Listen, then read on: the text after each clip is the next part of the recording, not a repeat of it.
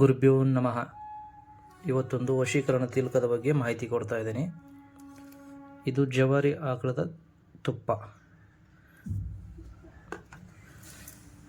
ಇದು ಒಂದು ದೀಪದ ಪನತಿ. ಇದರಲ್ಲಿ ಬತ್ತಿ ಹಾಕಿ ಜವಾರಿ ಆಕಳದ ತುಪ್ಪವನ್ನು ಹಾಕಬೇಕು.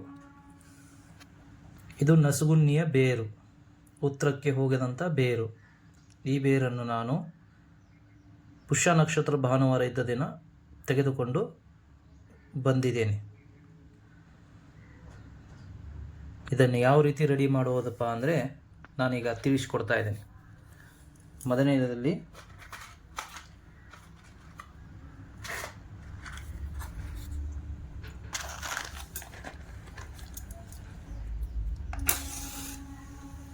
ದೀಪವನ್ನು ಹಚ್ಚಬೇಕು.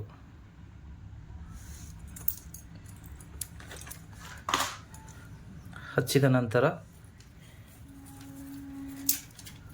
ಈ ಬೇರನ್ನು ತೆಗೆದುಕೊಳ್ಳಬೇಕು. ತೆಗೆದುಕೊಂಡ ನಂತರ ಇದೇ ತುಪ್ಪದಲ್ಲಿ ಇದನ್ನು ಎದ್ದಬೇಕು. ಎದ್ದಿದ ನಂತರ ಈ ರೀತಿ ಸುಡಬೇಕು.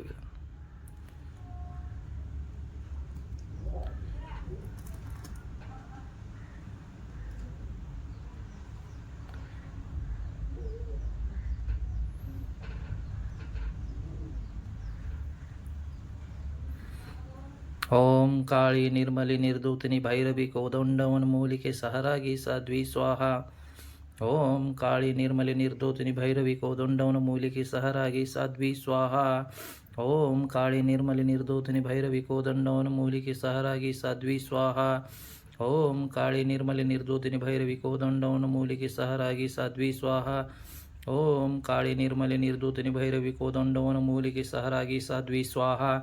ಓಂ ಕಾಳಿ ನಿರ್ಮಲಿ ನಿರ್ಧೂತಿನಿ ಭೈರವಿ ಕೋದಂಡವನ್ಮೂಲಿಕೆ ಸಹರಾಗಿ ಸಾಧ್ವಿ ಸ್ವಾಹ.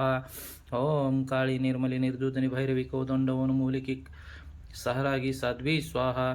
ಓಂ ಕಾಳಿ ನಿರ್ಮಲಿ ನಿರ್ಧೂತಿನಿ ಭೈರವಿ ಕೋದಂಡವನ್ಮೂಲಿಕೆ ಸಹರಾಗಿ ಸಾಧ್ವಿ ಸ್ವಾಹ.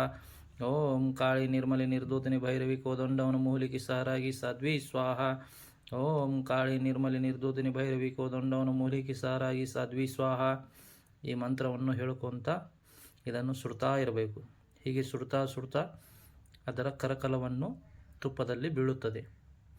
ಬಿದ್ದದ್ದೆಲ್ಲನೂ ಒಂದು ಡಬ್ಬಿಯಲ್ಲಿ ಹಾಕಿ ಕಲೆಕ್ಟ್ ಮಾಡಿಕೊಂಡು ತಮ್ಮ ಹತ್ರ ಇಟ್ಟುಕೊಳ್ಳಬೇಕು. ಇಟ್ಟುಕೊಂಡ ನಂತರ ಇದೇ ಮಂತ್ರವನ್ನು 108 ಸಾರಿ ಅಭಿಮಂತ್ರಿಸಿ ತಮ್ಮ ಗದ್ದಿಗೆ ಮೇಲೆ ಇಟ್ಟುಕೊಳ್ಳಬೇಕು. ಇಟ್ಟುಕೊಂಡು 3 ದಿನವೂ ಸತತವು ಇದೇ ಮಂತ್ರವನ್ನು ಹೇಳ್ತಾ ಇರಬೇಕು. ಅದರ ಮೇಲೆ ಇದೇ ರೀತಿ ಮಾಡುತ್ತಾ 3 ದಿನ ಆದ ನಂತರ ತಾವು ತೆಗೆದುಕೊಂಡು ಇದೇ ಮಂತ್ರವನ್ನು ಹೇಳಿ ಹಣೆಯಲ್ಲಿ ಧಾರಣೆ ಮಾಡಬೇಕು. ಈ ವಿಡಿಯೋ ಇಷ್ಟವಾದಲ್ಲಿ ಲೈಕ್ ಮಾಡಿ, ಸಬ್ಸ್ಕ್ರೈಬ್ ಮಾಡಿ. ಧನ್ಯವಾದಗಳು.